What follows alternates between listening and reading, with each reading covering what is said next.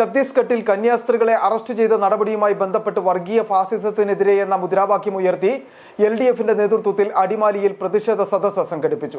CPIM ജില്ലാ secretariat അംഗം MJ Mathew പരിപാടി ഉദ്ഘാടനം ചെയ്തു. പ്രതിഷേധ സദസ്സിന് മുന്നോടിയായി പ്രകടനവും സംഘടിപ്പിച്ചു.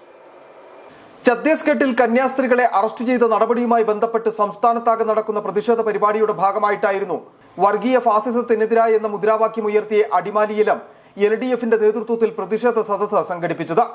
ബസ് സ്റ്റാൻഡ് ജംഗ്ഷനിലായിരുന്നു പരിപാടി നടന്നത്. CPIM ജില്ലാ സെക്രട്ടേറിയറ്റ് അംഗം MJ മാത്യു പരിപാടി ഉദ്ഘാടനം ചെയ്തു.